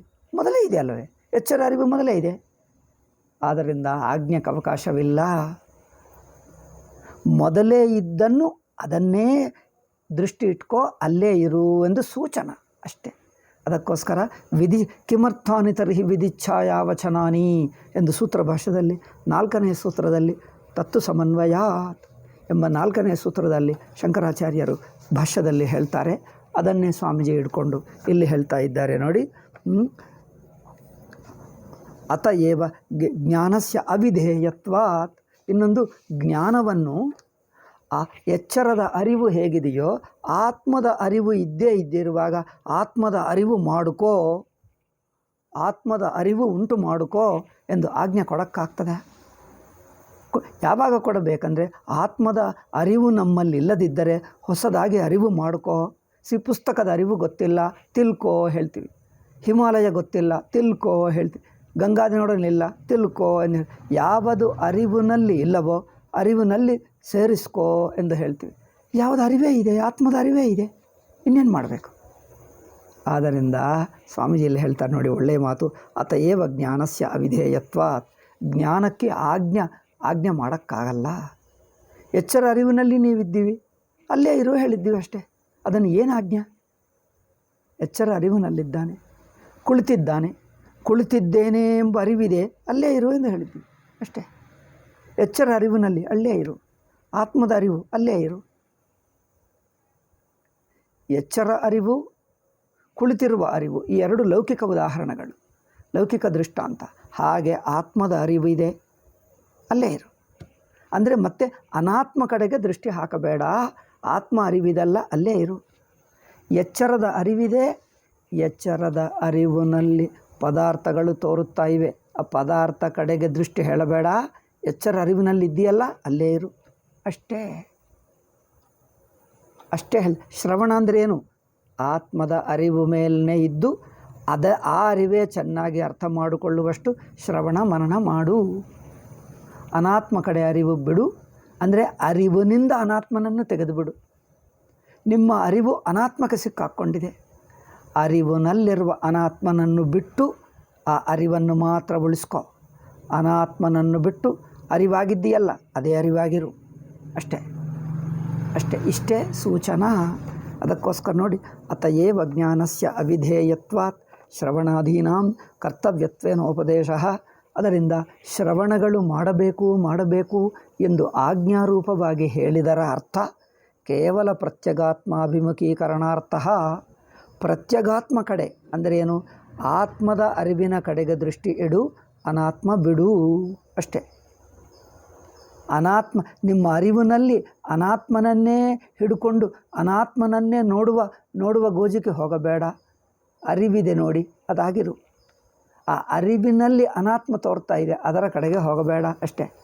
ಆ ಆತ್ಮದ ಅರಿವೇ ಆಗಿರು. ಹೇಗೆ ಎಚ್ಚರದ ಅರಿವಿದೆಯಲ್ಲ, ಆ ಎಚ್ಚರ ಅರಿವಿನಲ್ಲೇ ಇರು. ನಾನು ಕುಳಿತಿದ್ದೇನೆ ಎಂದು ಅರಿವಿತ್ತಲ್ಲ, ಆ ಅರಿವಿನಲ್ಲೇ ಇರು ಅಷ್ಟೇ. ಮತ್ತು ನಿಂತುಕೊಳ್ಳಬೇಕು ಎಂದು ಹೋಗಬೇಡ ಅಷ್ಟೇ. ಆದ್ದರಿಂದ ಇದಕ್ಕೆ ಒಂದು ಭಾಷ್ಯವಾಕ್ಯವನ್ನು ಇದೆಲ್ಲಿ 114 ಅದೇ ನಾನು ಹೇಳಿದ್ದೆ. ಆ 4ನೆಯ ಸೂತ್ರ ಭಾಷ್ಯವನ್ನು ಉದಾಹರಿಸ್ತಾರೆ ಸ್ವಾಮೀಜಿ. ಯೋ ಹಿ ಬಹಿರ್ಮುಖ ಪ್ರವರ್ತತೆ ಪುರುಷಃ. ಲೌಕಿಕರು ಬಹಿರ್ಮುಖರಾಗಿರುತ್ತಾರೆ. ಬಹಿರ್ಮುಖ ಅಂದ್ರೇನು? ಮನಸ್ಸಿನಿಂದ ಇಂದ್ರಿಯಗಳಿಂದ ಅನಾತ್ಮವನ್ನು ನೋಡ್ತಾ ಇರ್ತಾರೆ. ಅಂದರೆ ನಮಗೆ ಪ್ರಪಂಚ ಪದಾರ್ಥಗಳು, ಪ್ರಪಂಚ ಘಟನೆಗಳು, ಪ್ರಪಂಚದ ವಸ್ತುಗಳು, ವ್ಯಕ್ತಿಗಳು ಇವರೇ ನಮ್ಮ ಅಟೆನ್ಷನ್ನಲ್ಲಿ ಇದ್ದು ಬಿಡ್ತಾರೆ ಹೆಚ್ಚು. ಅದರಿಂದ ಇಷ್ಟಮ್ಮೆ ಭೂಯಾತ್ ಅನಿಷ್ಟಂ ಮಾ ಭೂತ್. ನನಗೆ ಅದು ಬೇಕು, ಇದು ಬೇಕು, ಹಾಗಿದ್ದರೆ ಚೆನ್ನಾಗಿರುತ್ತದೆ, ಹೀಗಿದ್ದರೆ ಚೆನ್ನಾಗಿರುತ್ತದೆ ಎಂಬ ಇಷ್ಟ, ನನಗಿಷ್ಟವಾಗಿದ್ದು ಬೇಕು, ಅನಿಷ್ಟವಾಗಿದ್ದು ಬೇಡ. ಅಂದರೆ ದೃಷ್ಟಿ ಅನಾತ್ಮ ವಸ್ತುಗಳ ಮೇಲೆ ಇದೆ. ನಚ ತತ್ರ ಆತ್ಯಂತಿಕಂ ಪುರುಷಾರ್ಥಂ ಲಭತೆ. ಅನಾತ್ಮ ಮೇಲೆ ಅರಿವಿಟ್ಕೊಂಡರೆ, ಅರಿವು ಅಂದರೆ ಗಮನ ದೃಷ್ಟಿ, ಅರಿವು ಅಂದರೆ ಗಮನ ದೃಷ್ಟಿ. ಅನಾತ್ಮ ಮೇಲೇ ಗಮನ ಇಟ್ಕೊಂಡರೆ, ಅನಾತ್ಮದ ಅರಿವೇ ಇಟ್ಕೊಂಡರೆ ಅದರಿಂದ ಆತ್ಯಂತಿಕ ಪುರುಷಾರ್ಥವಾದ ಮೋಕ್ಷ ಸಿಗುವುದಿಲ್ಲ. ನಚ ತತ್ರ ಆತ್ಯಂತಿಕಂ ಪುರುಷಾರ್ಥಂ ಲಭತೆ ತಸ್ಮಾತ್ ತಮ್ ಆತ್ಯಂತಿಕ ಪುರುಷಾರ್ಥವಾಂಚಿನಂ. ಓಕೆ, ಅವನು ತಸ್ಮಾತ್ ಇಲ್ಲ, ನಾನೇ ತಪ್ಪಾಗಿ ಓದಿದೆ, ತಮ್ಮ ಹೇಳಬೇಕು. ತಮ್ಮ ಆತ್ಯಂತಿಕ ಪುರುಷಾರ್ಥವಾಂಚಿನಂ. ಅವನು ಆತ್ಯಂತಿಕ ಪುರುಷಾರ್ಥ ಅಂದ್ರೇನು? ಅಂತಿಮ ಪುರುಷಾರ್ಥ, ಕೊನೆಯ ಪುರುಷಾರ್ಥ, ಫೈನಲ್ ಪುರುಷಾರ್ಥ ಅಂದರೆ ಪೂರ್ಣ ಪುರುಷಾರ್ಥ. ಪೂರ್ಣ ಪುರುಷಾರ್ಥ ಪ್ರಾಪ್ತಿ ಅಂದರೆ ಮೋಕ್ಷವೇ. ಮೋಕ್ಷ ಬೇಕೆನ್ನುವವನಿಗೆ ಏನು ಮಾಡ್ತಾರೆ? ಸ್ವಾಭಾವಿಕವಾದ ಅನಾತ್ಮ ಕಡೆಗೆ ದೃಷ್ಟಿ ಇದೆ. ಅಂದರೆ ಅನಾತ್ಮದ ಅರಿವಿನಲ್ಲಿ ಇರುತ್ತೇವೆ ನಾವು. ಸ್ವಾಭಾವಿಕ, ಎಲ್ಲ ಜೀವರಿಗೆ ಸ್ವಾಭಾವಿಕವಾಗಿ ಅನಾತ್ಮದ ಅರಿವಿರುತ್ತದೆ. ಸ್ವಾಭಾವಿಕ ಕಾರ್ಯಕರಣ ಸಂಘಾತ ಪ್ರವೃತ್ತಿ ಗೋಚರಾತ್. ಈ ಸ್ವಾಭಾವಿಕವಾದ ಅನಾತ್ಮ ದೃಷ್ಟಿ ಅಂದರೇನು? ದೇಹದ ಅರಿವು, ಇಂದ್ರಿಯಗಳ ಅರಿವು, ಮನಸ್ಸಿನ ಅರಿವು, ಪದಾರ್ಥಗಳ ಅರಿವು. ಈ 4 ಪದಾರ್ಥಗಳು ಅರಿವಿನಲ್ಲಿವೆ. ನಮ್ಮ ಅರಿವು ದೇಹದ ಮೇಲೆ ಇರುತ್ತದೆ. ಇಂದ್ರಿಯ ಅರಿವು, ಮನಸ್ಸಿನ ಅರಿವು, ನಾನೆಂಬ ಬುದ್ಧಿ ಅರಿವು, ಪದಾರ್ಥಗಳ ಅರಿವು. ಈ ಅರಿವಿನಲ್ಲಿ ಲೌಕಿಕರಿದ್ದಾರೆ, ಸಂಸಾರಿಗಳು. ಅಂಥವನಿಗೆ ಸ್ವಾಭಾವಿಕ ಕಾರ್ಯಕರಣ ಸಂಘಾತ ಪ್ರವೃತ್ತಿ ಗೋಚರಾತ್ ವಿಮುಖೀಕೃತ್ಯ. ಅಂದರೆ ಈ ಅನಾತ್ಮ ಕಡೆನಿಂದ ದೃಷ್ಟಿಯನ್ನು ಬಿಡಿಸಿ, ಅನಾತ್ಮ ಕಡೆ ಇರುವ ದೃಷ್ಟಿಯನ್ನು ಆ ಸೈಡ್ ಬೇಡಪ್ಪ ತಿರುಗಿಸಿ, ವಿಮುಖೀಕೃತ್ಯ ತಿರುಗಿಸಿ. ವಿಮುಖೀಕರಣ ಅಂದರೆ ಆ ಕಡೆಗೆ ದೃಷ್ಟಿ ಬೇಡ. ಪ್ರತ್ಯಗಾತ್ಮ ಸ್ರೋತಸ್ತ್ರಯ ಪ್ರವರ್ತಯಂತಿ. ಪ್ರತ್ಯಗಾತ್ಮ ಸ್ರೋತಸ್ಸಂದರೆ ಪ್ರವಾಹ. ಪ್ರತ್ಯಗಾತ್ಮ ಕಡೆಗೆ ತಿರುಗಿಸುತ್ತವೆ. ಅಂದ್ರೇನು? ಎಚ್ಚರ ಅರಿವಿನಲ್ಲಿ ಅನಾತ್ಮ ಮೇಲೆ ಇರುತ್ತದೆ. ಅನಾತ್ಮನನ್ನು ಬಿಡಿಸಿ ಒಟ್ಟು ಎಚ್ಚರ ಅರಿವಿದೆ ನೋಡಿ, ಅದೇ ಸಾಕ್ಷಿ, ಅದೇ ಚೈತನ್ಯ. ಆ ಚೈತನ್ಯ ಕಡೆಗೆ ತಿರುಗಿಸುವುದೇ ಶ್ರವಣ ಮಾಡಬೇಕು, ಮನನ ಮಾಡಬೇಕು, ನಿಧಿಧ್ಯಾಸನ ಮಾಡಬೇಕು ಎಂಬ ಆ ಬೇಕೆಂಬ ಮಾತುಗೆ ಅಷ್ಟೇ ಅರ್ಥ. ನೀವು ವಿಧಿ ಮಾಡಬೇಡ ಸ್ವಾಮೀಜಿ ಹೇಳುವುದು. ವಿಧಿ ಇಲ್ಲ, ಸೂಚನೆ ಇದೆ ಅಷ್ಟೇ. ಆತ್ಮಾಭಾರೇ ದ್ರಷ್ಟವ್ಯ. ಇಲ್ಲಿ ವಾಕ್ಯ ನೋಡಿ, ಇತ್ಯಾದೀನಿ ಮುಂತಾದ ವಾಕ್ಯಗಳು ಅದೇ ಹೇಳ್ತಾ ಇವೆ. ತಸ್ಯ ಆತ್ಮಾನ್ವೇಷಣಾಯ ಪ್ರವೃತ್ತಸ್ಯ. ಅವನು ಆತ್ಮ ಅನ್ವೇಷಣ ಮುಮುಕ್ಷುವಾಗಿದ್ದಾನೆ. ಮುಮುಕ್ಷುವಾಗಿ ನಾನು ಪರಮಾತ್ಮ ತತ್ವವನ್ನು ತಿಳ್ಕೊಳ್ಳಬೇಕು, ನಾನು ಮುಮುಕ್ಷುವಾಗಿದ್ದೇನೆ, ನಾನು ಪರಮಾತ್ಮ ತತ್ವವನ್ನು ತಿಳ್ಕೊಳ್ಳಬೇಕು ಅಂದರೆ ಏನು ಮಾಡಬೇಕು ಅಂದರೆ ಆ ಆತ್ಮತತ್ವವನ್ನು ನೀವು ಹುಡುಕುವುದಕ್ಕೆ ಅಹೇಯಮನುಪಾದೇಯಂ ಚ ಆತ್ಮತತ್ವಮುಪದಿಶ್ಯತೆ. ಅಂದ್ರೇನು? ಆತ್ಮ ಯಾವ ಆತ್ಮ? ಬಿಡಕ್ಕಾಗಲ್ಲ, ಹೊಸದಾಗಿ ಪಡೆಯಬೇಕಾಗಿಲ್ಲ. ಯಾವ ಆತ್ಮ? ಅರಿವಿನ ಸ್ವರೂಪವಾದ ಆತ್ಮನನ್ನು ಪಡೆಯಬೇಕಾಗಿಲ್ಲ, ಬಿಡುವಕ್ಕೆ ಆಗಲ್ಲ. ಅರಿವು ನಮ್ಮಲ್ಲಿದೆ, ಅರಿವಿನ ಅನುಭವ. ಆ ಅರಿವಿನ ಅನುಭವ ಹೊಸದಾಗಿ ಪಡೆಯಬೇಕಾಗಲ್ಲ, ಏಕೆಂದರೆ ಎಂದಿಗೂ ಇದೆ. ಬಿಡಿಸ್ಕೊಳ್ಳೋಕ್ಕಾಗಲ್ಲ, ಏಕೆಂದರೆ ಅದು ಬಿಡುವಂಥದ್ದಲ್ಲ. ಅರಿವೇ ಅರಿವು. ಆ ತರಹ ಅಹೇಯಮನುಪಾದೇಯಂ ಆತ್ಮತತ್ವಂ ಉಪದಿಶ್ಯತೆ. ಈ ಆತ್ಮತತ್ವವು ಅಂಥ ಜಿಜ್ಞಾಸುವಿಗೆ, ಅಂಥ ಮುಮುಕ್ಷುವಿಗೆ ಉಪದೇಶಿಸಲ್ಪಡುತ್ತಿದೆ. ಇದಂ ಸರ್ವಂ ಯದಯಮಾತ್ಮ. ಇದೆಲ್ಲವೂ ಅದೇ ಒಂದೇ ಅರಿವು, ಅರಿವಿನ ರೂಪ ಆತ್ಮ. ಯತ್ರ ತಸ್ಯ ಸರ್ವಮಾತ್ಮೈಮಭೂತ್. ಎಲ್ಲಿ ಅಂದರೆ ಆ ಅರಿವಿನ ಸ್ವರೂಪ ಆತ್ಮದಲ್ಲಿ ಸುಷುಪ್ತಿ ಹೇಗಿದೆಯೋ ಹಾಗೆ ಆ ಸುಷುಪ್ತಿ ರೂಪ ಆತ್ಮದಲ್ಲಿ ಅನಾತ್ಮವೆಲ್ಲ ಮುಳುಗಿ ಹೋಯಿತು. ಅನಾತ್ಮ ಸುಷುಪ್ತಿಗೆ ಹೊರಗೆ ಇಲ್ಲ, ಪ್ರಪಂಚ ಅಥವಾ ಅವಸ್ಥಾ ಎಂಬುದು ಸುಷುಪ್ತಿಗೆ ಹೊರಗೆ ಇಲ್ಲ, ಸುಷುಪ್ತಿಯಲ್ಲೇ ಅಡಕವಾಗಿದೆ. ಅಯ್ಯೋ ಇದು ವಿಚಿತ್ರ, ಸುಷುಪ್ತಿಯಲ್ಲಿ, ಹೌದು ಸುಷುಪ್ತಿಯಲ್ಲೇ ಅಡಕವಾಗಿದೆ. ಸುಷುಪ್ತಿ ಅರಿವಿನಲ್ಲೇ ಅಡಕವಾಗಿದೆ. ಸುಷುಪ್ತಿಗಿಂತ ಅರಿವಿಗಿಂತ ಬೇರೆ ಯಾವುದಿಲ್ಲ. ಹಾಗೆ ಆದ್ದರಿಂದ ಯದಯಮಾತ್ಮ ಯತ್ರ ಸರ್ವಮಾತ್ಮೈವ ಭೂತ್ ತತ್ಕೇನ ಕಂ ಪಶ್ಯೇತ್ ತತ್ಕೇನ ವಿಜಾನೀಯಾತ್ ತತ್ಕೇನ ಕಂ ವಿಜಾನೀಯಾತ್ ವಿಜ್ಞಾತಾರಮರೇಕೇನ ವಿಜಾನೀಯಾತ್. ಆ ಆತ್ಮವನ್ನು ಇಂದ್ರಿಯಗಳಿಂದ ಮನಸ್ಸುಗಳಿಂದ ತಿಳಿಯಕ್ಕಾಗಲ್ಲ. ಇಂದ್ರಿಯ ಮನಸ್ಸುಗಳಿಂದ ಅನಾತ್ಮ ತಿಳಿಯುತ್ತದೆ. ಅದರಿಂದ ಆ ಅನಾತ್ಮನನ್ನು ಬಿಡು ಅಂದರೆ ಇಂದ್ರಿಯ ಮನಸ್ಸುಗಳಿಂದ ನೋಡುವುದು ಬಿಡು, ಇಂದ್ರಿಯ ಮನಸ್ಸುಗಳಿಗೆ ತೋರುವುದು ಬಿಡು. ಈ ಎರಡು ಬಿಟ್ಟು ಆತ್ಮ ಕಡೆಗೆ ತಿರುಗು. ಎಷ್ಟು ಚೆನ್ನಾಗಿದೆ ನೋಡಿ. ಈ ತರಹ ಹೇಳುತ್ತಾ ಇದೆ ಅಯಮಾತ್ಮ ಬ್ರಹ್ಮ ಇತ್ಯಾದಿಭಿಹಿ. ವಿಧಿ ಅಂದರೆ ಏನೋ ಗೊತ್ತಾಯ್ತಾ?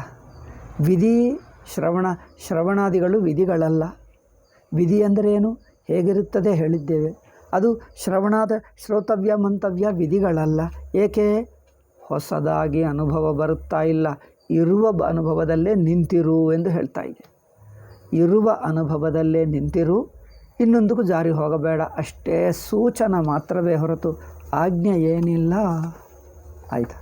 ತತ್ರ ದರ್ಶನ ಶ್ರವಣ ಮನನ ವಿಜ್ಞಾನಾನಾಂ ಅವಿಷಯತ್ವಾತ್ ಬ್ರಹ್ಮಣೋ ಅನುಭವ ಏವ ದರ್ಶನಮಿತ್ಯುಕ್ತಂ ಭವತಿ.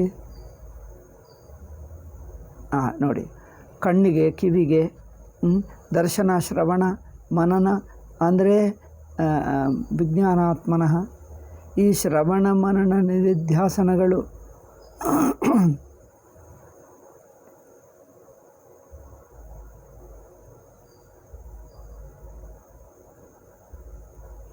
ವಿಜ್ಞಾನನ ಅವಿಷಯತ್ವ ಅಂದರೆ ಕಣ್ಣಿಗೆ ಗೊತ್ತಾಗುವಂಥದ್ದಲ್ಲ ಅರಿವು, ಎಚ್ಚರ ಅರಿವು ಅಥವಾ ಆತ್ಮದ ಅರಿವು.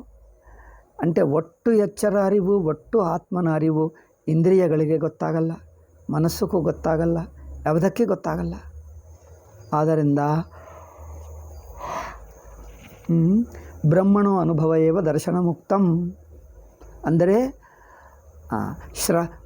ಇಂದ್ರಿಯ ಮನಸ್ಸುಗಳಿಂದ ದರ್ಶನವಾಗಲ್ಲ. ಇಂದ್ರಿಯ ಮನಸ್ಸುಗಳಿಗೆ ಆಗುವ ದರ್ಶನವೆಲ್ಲ ಅನಾತ್ಮನೇ. ಬ್ರಹ್ಮಾತ್ಮ ಸ್ವಯಂ ದರ್ಶನವೇ. ಬ್ರಹ್ಮಾತ್ಮ ಅಂದರೆ ಅರಿವೇ. ಆ ಅರಿವು ದರ್ಶನ ಸ್ವಯಂ ಆಗಿದೆ, ಹೊಸದು ಮಾಡಿಕೊಳ್ಳಬೇಕಾ? ಅರಿವಿನ ದರ್ಶನ ಅರಿವೇ ನಾವಿದ್ದೀವಿ, ನಾವೇ ಅರಿವು ಹೊಸದಾಗಿ ಬರುತ್ತದೆ, ಅದು ಬರುವಂಥದ್ದಲ್ಲ, ನಾವೇ ಅರಿವು, ಅದು ಎಂದಿಗೂ ಇದೆ. ಆದ್ದರಿಂದ ದರ್ಶನ ಮಿತ್ಯುಕ್ತಂ ಭವತಿ. ಆದ್ದರಿಂದ ಬ್ರಹ್ಮಣೋ ಅನುಭವ ಏವ ದರ್ಶನ ಅಂದರೆ ಬ್ರಹ್ಮ ಅನುಭವಕ್ಕೆ ದರ್ಶನ ಹೇಳಿದ್ದೇವೆ ಹೊರತು ಹೊಸದಾಗಿ ಪಡೆಯುವ ದರ್ಶನ ಅಲ್ಲ. ಮೊದಲೇ ಇದ್ದಿರುವ ಅನುಭವ, ಸ್ವಯಂ ಪ್ರಸಿದ್ಧ ಸ್ವಯಂ ಪ್ರಕಾಶ ಆತ್ಮಾನುಭವ ಎಲ್ಲರಿಗೂ ಇದೆ, ಮೊದಲೇ ಇದೆ. ಓಕೆ. ಶ್ರುತ್ಯುದಾಹರಣ ಸಾಮರ್ಥ್ಯಾತ್ ಶ್ರವಣಾದೀನಾಂ ಕರ್ತವ್ಯತ್ವೇನ ಉಪದೇಶಸ್ಯತು ಪ್ರತ್ಯಕ್ ಪ್ರವೃತ್ತ ಆಹ್ವಾನಮೇವ. ಅದರಿಂದ ಆತ್ಮವನ್ನು ಶ್ರವಣ ಮಾಡಬೇಕು, ಮನನ ಮಾಡಬೇಕು ಅಂದರೆ ಆತ್ಮದ ಪ್ರತ್ಯಕ್ ಪ್ರವಣತ ಅಂದ್ರೇನು? ಮನಸ್ಸು ಈ ಥರಗೆ ತಿರುಗಬೇಕು. ಒಲವು ಮನಸ್ಸಿನ ಒಲವು ಆತ್ಮ ಕಡೆಗೆ ಇರಬೇಕು ಅಷ್ಟೇ. ಆ ಕಡೆಗೆ ಇಟ್ಕೋ ಇಷ್ಟೇ ಹೇಳುವುದೇ ಹೊರತು ಅಲ್ಲೇನೂ ಆಜ್ಞೆ ಇಲ್ಲ, ಬಲವಂತವೂ ಇಲ್ಲ, ಬಲವಂತ ಮಾಡೋಕ್ಕೆ ಆಗಲ್ಲ. ಶ್ರವಣಾದೀನಾಂ ಕರ್ತೃತ್ವೇನ ಉಪದೇಶಸ್ಯ ಚ ಪ್ರತ್ಯಕ್ ಪ್ರವಣತ ಅಂದರೆ ನಮ್ಮ ದೃಷ್ಟಿಯನ್ನು ಅಂತರ್ಮುಖ ಮಾಡಬೇಕಷ್ಟೆ. ಆತ್ಮಾಭಿಮುಖ ಅಂತರ್ಮುಖ ಅಂದರೆ ಆತ್ಮ ಕಡೆಗೆ ತಿರುಗಿಸುವುದು, ಅದೇ ಪ್ರಧಾನ, ಅದೇ ಮುಖ್ಯ. ಓಕೆ. ಅತಯೇವ ಸೂತ್ರಕಾರಾವ ತದವ್ಯಕ್ತಮಾಹಿ ಅಪಿಚ ಸಂರಾಧನೆ ಪ್ರತ್ಯಕ್ಷಾನುಮಾನಾಭ್ಯಾಂ. ಅದರಿಂದ ಬ್ರಹ್ಮಸೂತ್ರಕಾರರು ಇದೇ ಮಾತು ಹೇಳ್ತಾ ಇದ್ದಾರೆ. ಪ್ರತಿಷಿದ್ಧಾತ್ ಪ್ರಪಂಚ, ಒಂದು ನಿಮಿಷ, ಪ್ರತಿಷಿದ್ಧಾತ್ ಪ್ರಪಂಚಜಾತಾದ್ ಅನ್ಯತ್ ಪರಂ ಬ್ರಹ್ಮ ತದಸ್ತಿ ಚೇತ್ ಕಸ್ಮಾನ್ನ ಗೃಹ್ಯತೆ ಇತಿ ಚೇತ್ ತದವ್ಯಕ್ತಂ ಅನಿಂದ್ರಿಯ ಗ್ರಾಹ್ಯಂ. ಅಂದರೆ ನಾವು ನಮ್ಮ ದೃಷ್ಟಿ ಇಂದ್ರಿಯಗಳಲ್ಲಿದ್ದುಕೊಂಡು ಇಂದ್ರಿಯಗಳಿಂದ ನೋಡ್ತಾ ಇದ್ದೀವಿ, ಮನಸ್ಸಿನಲ್ಲಿದ್ದುಕೊಂಡು ಮನಸ್ಸಿನಿಂದ ನೋಡ್ತಾ ಇದ್ದೀವಿ, ನಾನೆಂದ ವೃತ್ತಿ ಇಟ್ಟುಕೊಂಡು ಆ ವೃತ್ತಿ ಮೂಲಕ ನೋಡ್ತಾ ಇದ್ದೀವಿ. ಅವು ಬೇಡಪ್ಪ. ಅದು ಅರಿವಿನಲ್ಲೇ ಇದೆ, ಅಹಂವೃತ್ತಿ ಅರಿವಿನಲ್ಲೇ ಇದೆ. ಇಂದ್ರಿಯವೂ ಅರಿವಿನಲ್ಲೇ ಇದೆ, ಮನಸ್ಸು ಅರಿವಿನಲ್ಲೇ ಇದೆ. ಅರಿವಿನಲ್ಲಿದ್ದರೂ ಆ ಅರಿವಿನ ಕಡೆಗೆ ದೃಷ್ಟಿ ಇಡದೆ ಇಂದ್ರಿಯವಾಗಿದ್ದು ನೋಡ್ತಾ ಇದ್ದೀವಿ, ಮನಸ್ಸಾಗಿದ್ದು ನೋಡ್ತಾ ಇದ್ದೀವಿ. ಅಂದರೆ ನೀವು ನೀರೇ ನೋಡ್ತಾ ಇದ್ದೀರಿ, ಆದರೆ ನೀರನ್ನು ಅಲೆ ರೂಪದಲ್ಲಿ ನೋಡ್ತಾ ಇದ್ದೀರಿ. ಅಲೆ ರೂಪ ನೋಡುವಾಗ ನೀರು ಕಂಡು ಬರ್ತಾ ಇದೆ, ಅಲೆ ಕಂಡು ಬರ್ತಾ ಇದೆ. ಅದರಿಂದ ಅದರಲ್ಲಿ ಆ ನೀರು ಮಾತ್ರ ಉಳಿಸ್ಕೊ, ಅಲೆ ಮೇಲೆ ದೃಷ್ಟಿ ಬೇಡ, ಇಷ್ಟೇ ಹೇಳ್ತಾ ಇದೆ. ನೀರಿನ ಕಡೆನೇ ದೃಷ್ಟಿ ಇಟ್ಕೊ, ಹೊಸದಾಗಿ ಏನು ಬೇಕಾಗಿಲ್ಲ, ಮೊದಲೂ ಇದೆ, ಮೊದಲಿನಿಂದಲೇ ಇದೆ. ಆ ಅರಿವಿನ ಕಡೆಗೆ ದೃಷ್ಟಿ ಇಟ್ಟು ಅನಾತ್ಮ ಕಡೆಗೆ ದೃಷ್ಟಿ ಬಿಡಿಸು, ಇಷ್ಟೇ.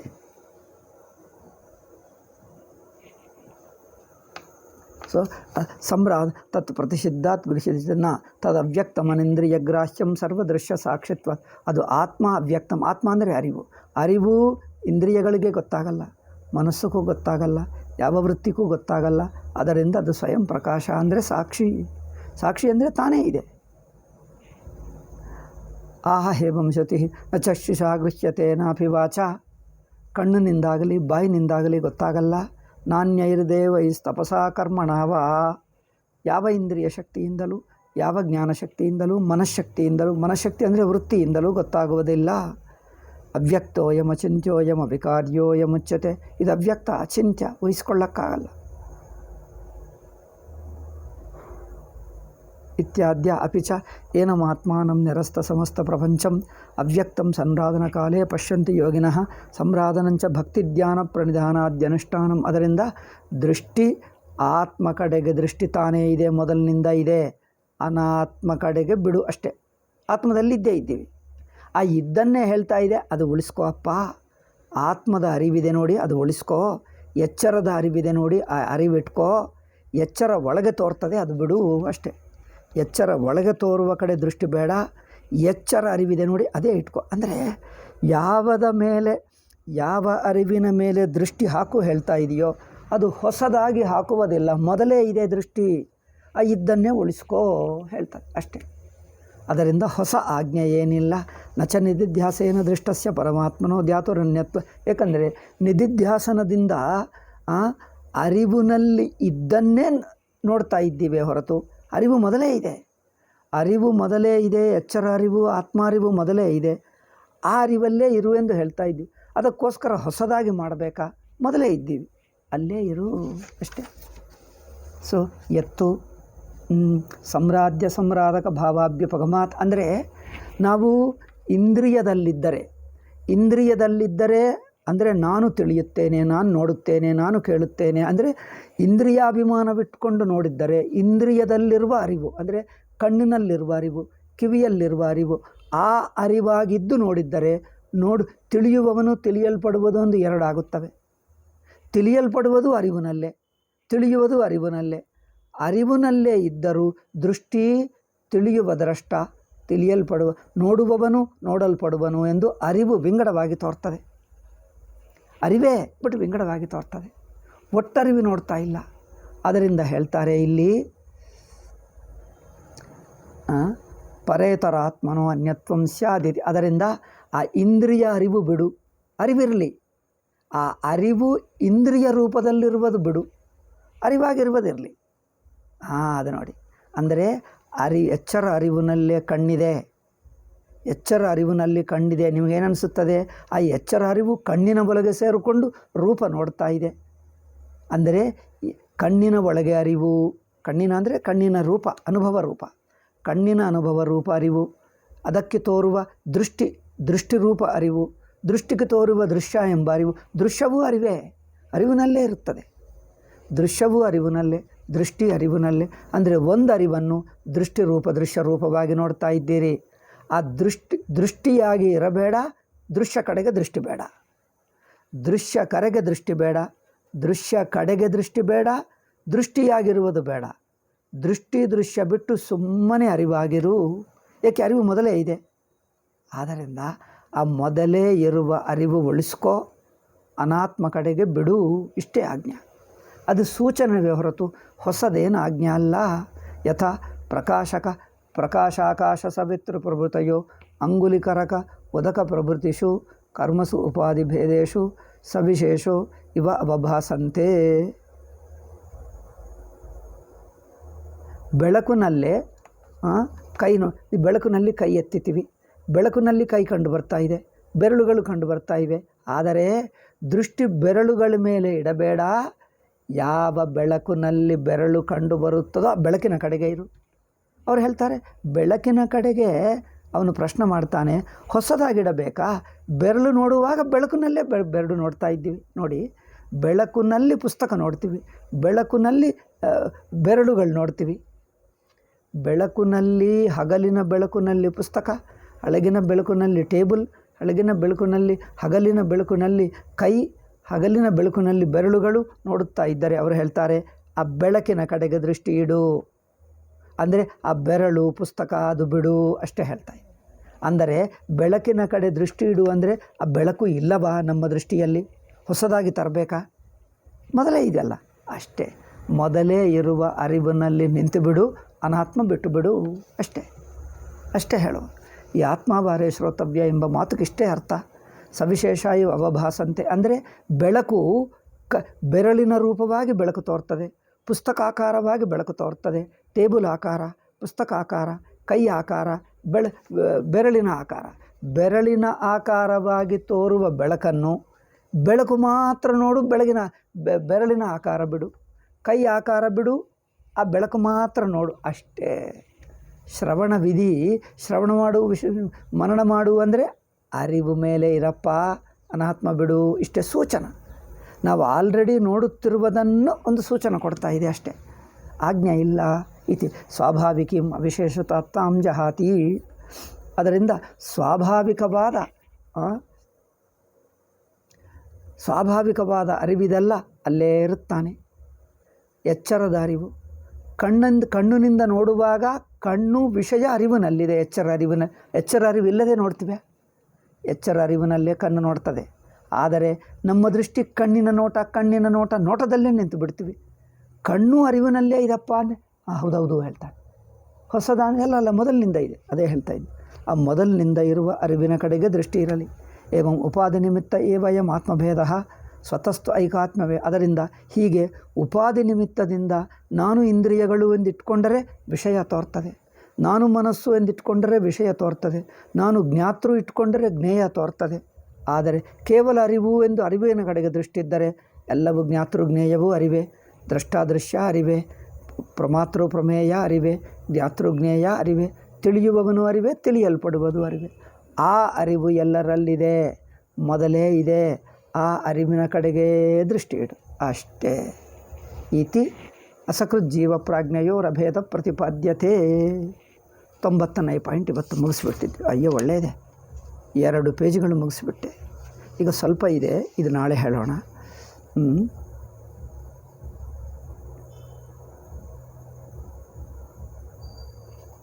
ಓಕೆ. ಅಧ್ಯಾರೋಪ ತೆಗೆಯುವುದು ಅಷ್ಟೇ. ಇನ್ನು ಒಂದು ಪ್ರವಚನದಿಂದ ಇದು ಮುಗಿಯುತ್ತದೆ. ಈಗ ಮಿಕ್ಕದು ಉಪಸಂಹಾರ. ಉಪಸಂಹಾರ ಅಂದರೆ ಇಡೀ ಪುಸ್ತಕದ ಸಾರ. 1, 2, 3, 4, 5, 6 ಪೇಜ್ಗಳಲ್ಲಿ ಹೇಳಿದ್ದಾರೆ. ಸಾರಕ್ಕೆ ನಾವು ಹೆಚ್ಚೇನು ಹೋಗಲ್ಲ. ಏಕೆಂದರೆ ಸಾರ ಸುಮ್ಮನೆ 1 ಕ್ಲಾಸ್ನಲ್ಲಿ 2 ಕ್ಲಾಸ್ನಲ್ಲಿ ಒಂದೇ ಕ್ಲಾಸ್ನಲ್ಲಿ ಮುಗಿಸ್ತೀವಿ. ಏಕೆಂದರೆ ಅದೆಲ್ಲ ನಾವು ಇಷ್ಟೊತ್ತು ವಿಸ್ತಾರವಾಗಿ ಚರ್ಚೆ ಮಾಡಿದ್ದೆ. ಮತ್ತೆ ಹೇಳಿದರೆ ಮತ್ತೊಂದು ವಾರ 10 ದಿವಸ ಆಗುತ್ತೆ. ಆದ್ದರಿಂದ ನಾಳೆಯ ಒಂದು ಪಾಠ ಅಧ್ಯಾಸವನ್ನು ತೆಗೆದು ಸ್ವರೂಪದಲ್ಲಿ ನಿಂತಿರುವುದು ಒಂದು ಪಾಠ ಇರುತ್ತದೆ. ನಂತರ ಉಪಸಂಹಾರಕ್ಕೆ 1 2 ಮ್ಯಾಕ್ಸಿಮಮ್ 3 ಕ್ಲಾಸ್ಗಳಲ್ಲಿ ವೇದಾಂತ ಪರಿಭಾಷೆ ಮುಗಿಸ್ತೀವಿ. ಓಕೆ. ಓಂ ಶಾಂತಿ ಶಾಂತಿ ಶಾಂತಿ. ಹರಿ ಓಂ ಶ್ರೀ ಗುರುಭ್ಯೋ ನಮಃ. ಹರಿ ಓಂ ತತ್ಸತ್. ಒಂದು 5 ನಿಮಿಷ ಇಟ್ಕೊಂಡು ಬರ್ತೀವಿ.